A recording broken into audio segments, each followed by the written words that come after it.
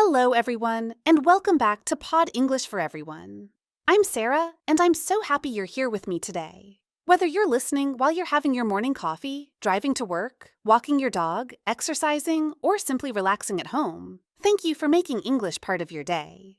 Today's episode is one of my favorites because we're going to talk about something that almost every English learner experiences. Maybe you understand English when you watch YouTube videos. Maybe you understand podcasts like this one. Maybe reading English feels comfortable, but when it's finally your turn to speak, everything changes. Your mind suddenly feels empty. You know the words, but they don't come out.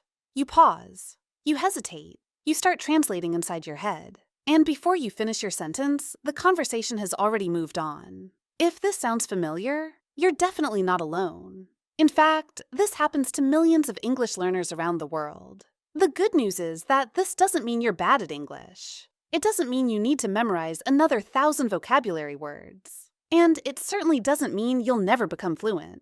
Most of the time, the problem isn't your English. The problem is how your brain has been trained. Today, we're going to change that. In this episode, I'll show you how to train your brain to think in English more naturally, how to reduce those long pauses when you're speaking, and how small daily habits can completely transform your confidence over time. The best part? None of these techniques require hours of studying. You don't need expensive courses. You don't need to live in an English-speaking country. You simply need a better way to practice. So before we begin, I'd like you to remember one important idea. Don't try to understand every single word I say.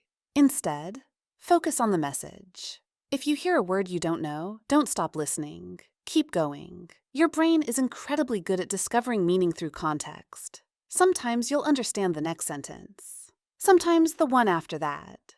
Learning English isn't about collecting perfect translations. It's about becoming comfortable with the language little by little. So, take a deep breath, relax your shoulders, and let's begin. Let's start with a simple question. How does your brain actually learn a language? Many people think learning English is just about memorizing vocabulary. Others believe grammar is the most important part. Of course, vocabulary and grammar matter, but by themselves, they don't create fluent speakers. Think about learning to ride a bicycle. You could read 10 books explaining how to balance. You could watch hundreds of videos. You could memorize every rule. But would that make you a confident cyclist? Probably not. At some point, you have to get on the bicycle. Language works exactly the same way. Your brain doesn't become fluent because it knows information. It becomes fluent because it uses information.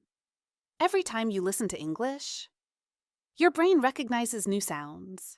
Every time you repeat a sentence, your mouth becomes more comfortable producing those sounds. Every time you speak, your brain builds stronger connections. That's why practice is so powerful. Not perfect practice, simply regular practice. Another mistake many learners make is believing they need long study sessions. They tell themselves, "This weekend I'll study for 4 hours." Sometimes they do. Sometimes they don't.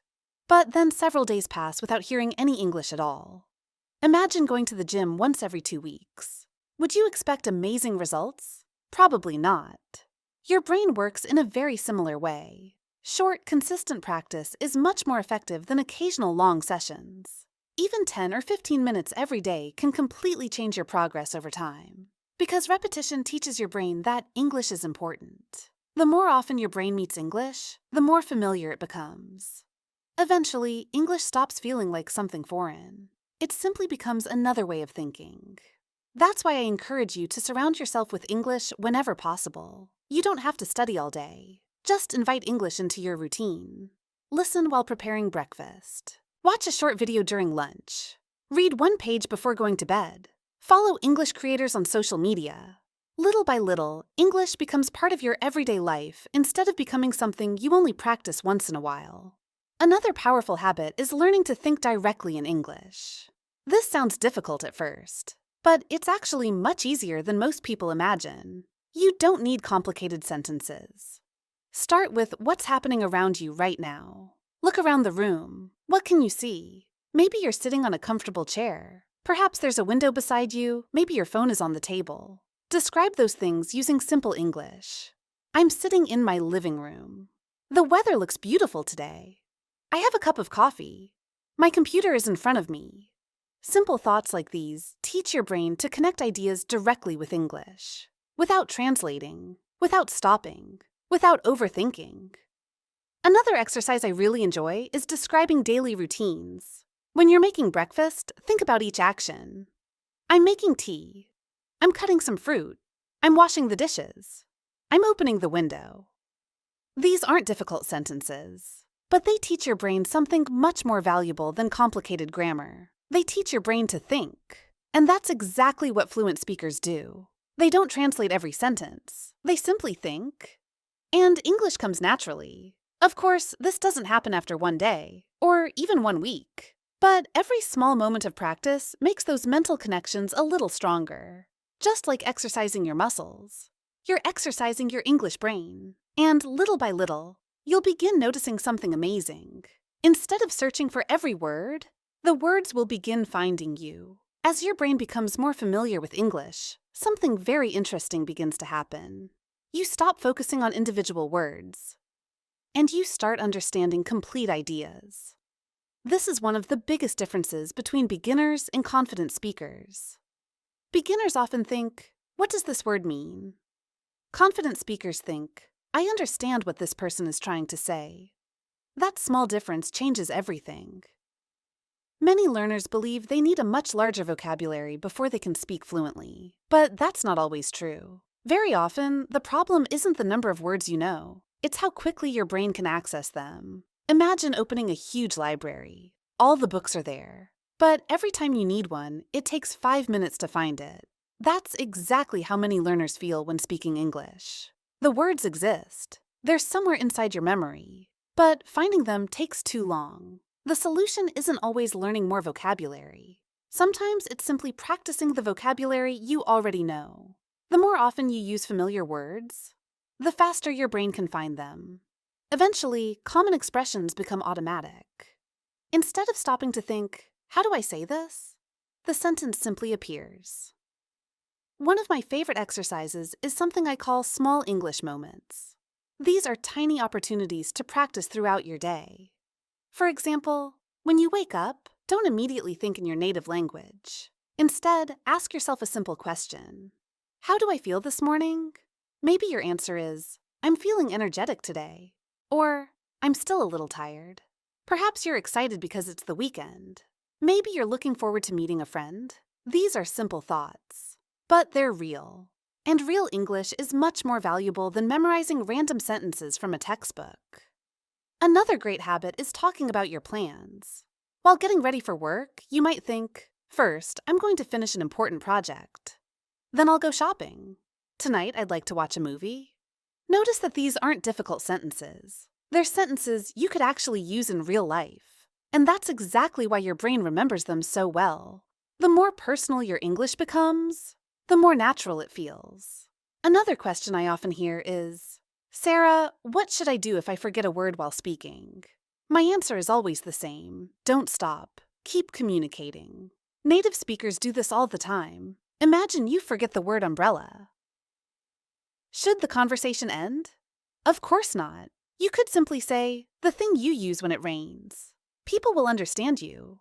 Communication is much more important than perfect vocabulary. Many learners become silent because they think they must find the exact word. But fluent speakers are flexible. They explain, they describe, they use different words. And because they keep talking, the conversation continues naturally. Another powerful technique is learning complete phrases instead of isolated vocabulary. For example, instead of memorizing only the word opinion, learn the expression, in my opinion. Instead of learning only agree, practice saying, I completely agree with you. Or, I'm not sure I agree.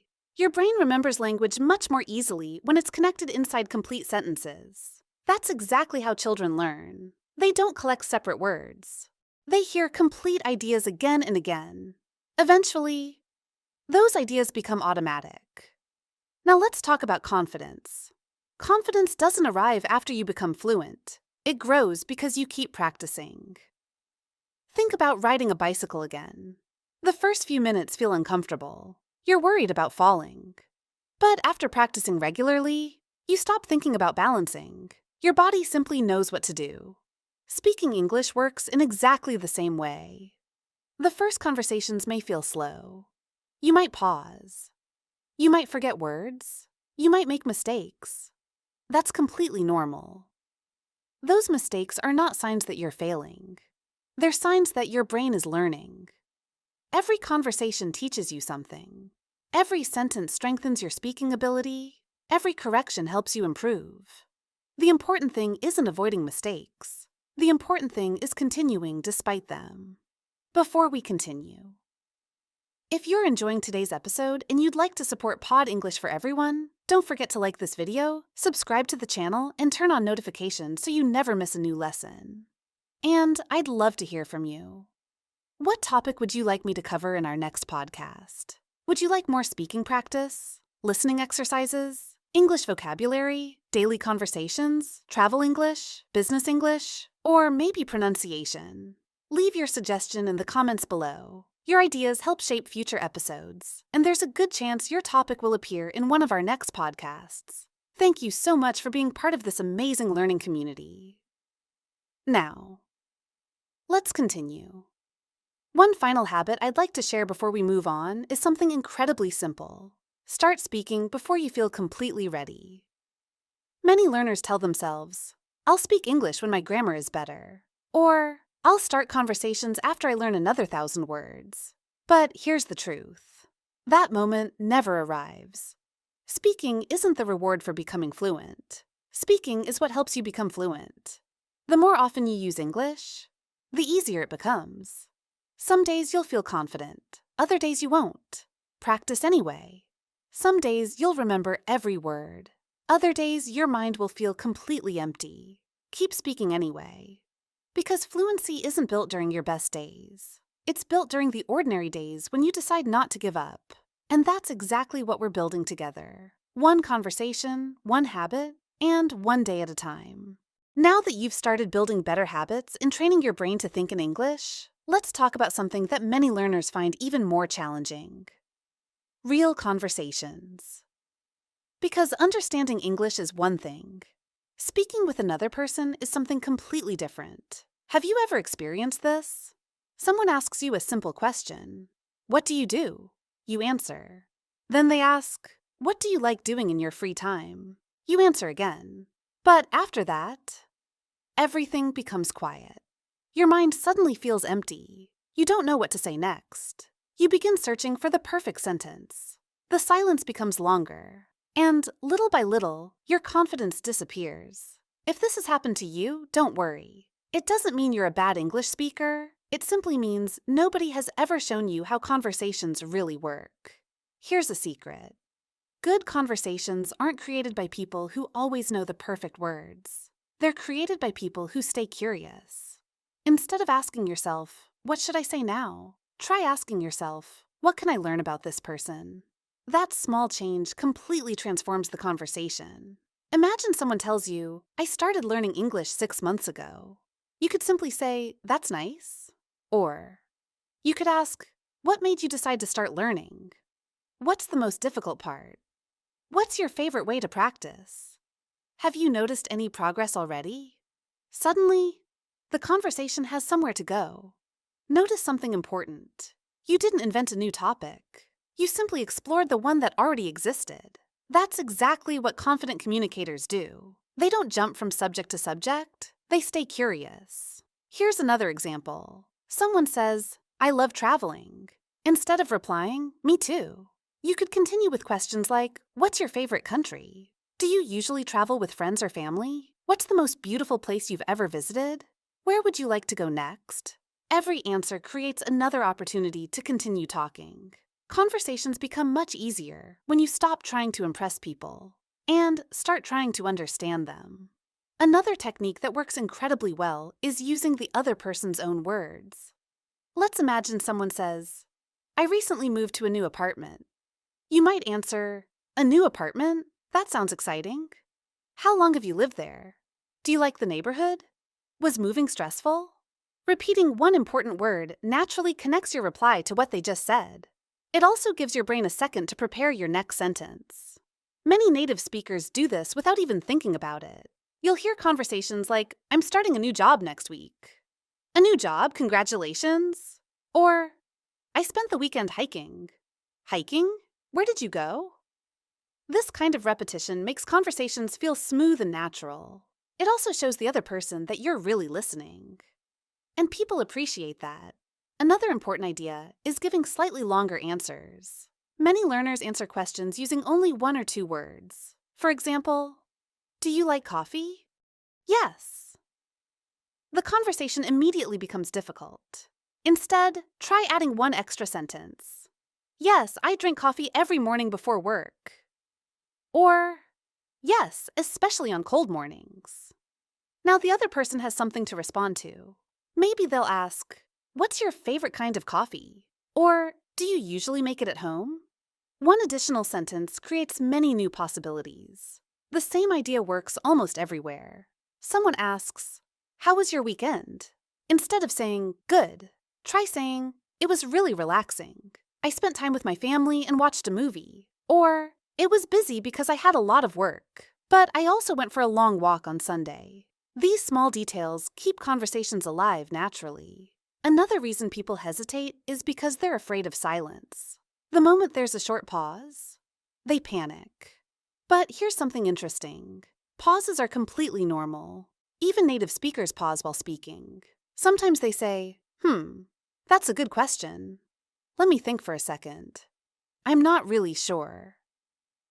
These expressions aren't mistakes. They're part of natural conversation. They give your brain a few extra seconds to organize your thoughts.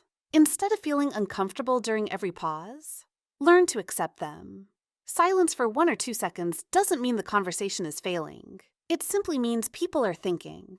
One exercise that can really help is talking to yourself for 1 minute every day. Choose 1 simple topic. Describe your favorite meal. Talk about your hometown. Explain what you did yesterday. Or tell yourself about your plans for tomorrow. Don't stop every time you make a mistake. Just keep talking. Your goal isn't perfect English. Your goal is continuous English. The more your brain gets used to producing sentences, the less often you'll freeze during real conversations.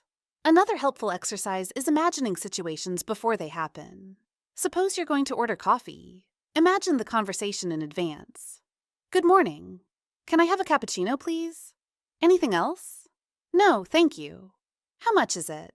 Your brain loves rehearsal. The more often you imagine speaking English, the more familiar real conversations begin to feel. Athletes do this, musicians do this, public speakers do this, and language learners can benefit from it as well. Because confidence doesn't only come from experience, it also comes from preparation. Every imagined conversation becomes another opportunity for your brain to practice. Little by little, those imaginary conversations become real ones, and before you even realize it, speaking English no longer feels like something you have to force. It simply becomes another way of expressing yourself. As we come to the end of today's episode, I'd like you to take a moment and think about everything we've talked about together. Today wasn't just about learning new English words. It wasn't just about grammar. And it certainly wasn't about becoming perfect overnight. Instead, we talked about something much more important. We talked about training your brain. Because fluency doesn't happen by accident. It isn't something that only talented people can achieve. It's something you build, 1 habit at a time, 1 conversation at a time, 1 day at a time. Think about the ideas we've explored today. Listening to English every day, thinking directly in English instead of translating, speaking even when you don't feel completely ready, using simple phrases instead of searching for perfect sentences, building small daily habits that become part of your routine, and, most importantly, trusting the learning process. Imagine your brain like a path through a forest. The first time you walk along that path, it's difficult. There are branches everywhere. The ground is uneven. You move slowly, but every time you walk the same path again, it becomes a little clearer, a little wider, a little easier to follow. Eventually, it becomes a road. Learning English works exactly the same way. Every sentence you hear creates another small connection. Every sentence you speak makes that connection stronger. Every mistake teaches your brain something valuable. Nothing is wasted. Even the days when you feel like you're making no progress are helping you move forward. One of the biggest mistakes learners make is comparing themselves to other people. Maybe someone speaks faster. Maybe someone knows more vocabulary. Maybe someone has been learning English for years longer than you. That's okay. Your journey is different. The only person you should compare yourself with is the person you were yesterday. If today you understand one more sentence, if today you remembered one new expression, if today you felt just a little more confident speaking English, then you're already improving. And that's something worth celebrating. Remember, you don't need to study for 5 hours every day. You don't need to know every grammar rule before you open your mouth. You don't need a perfect accent to communicate. What you need is consistency. 5 minutes today, 10 minutes tomorrow, a short conversation this weekend, a podcast while you're walking, a few thoughts in English before you go to sleep. Those small moments may not seem important on their own, but together, they create fluency. And here's something I'd like you to remember whenever you feel discouraged. Every fluent English speaker you admire today was once a beginner. They also forgot words. They also made mistakes. They also felt nervous before speaking.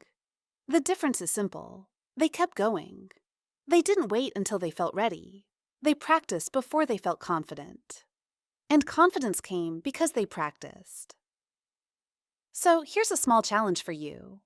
Tomorrow, spend just 10 minutes thinking only in English. Describe your breakfast. Talk about your plans. Describe the weather.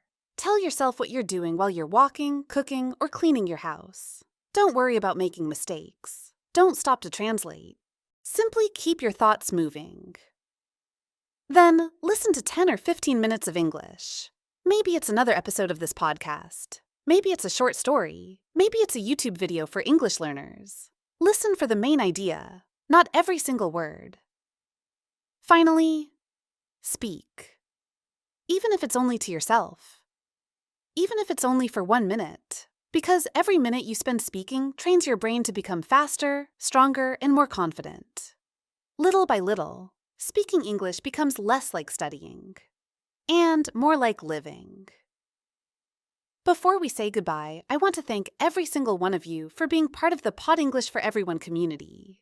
Whether this is your very first episode or you've been learning with me for months, I'm so grateful that you're here. Seeing people from all around the world choosing to improve their English every day is truly inspiring. If today's episode helped you, I'd really appreciate your support. Please like this video, subscribe to the channel, and turn on notifications so you never miss a new English podcast.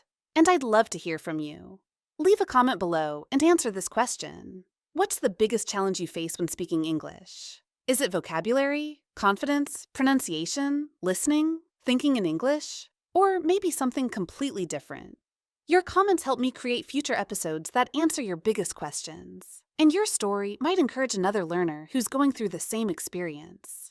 Thank you once again for spending this time with me. Keep listening, keep thinking in English, keep speaking with confidence, keep building small daily habits, and most importantly, never stop believing in yourself. Because fluency isn't built in one extraordinary day. It's built during hundreds of ordinary days when you decide to keep learning.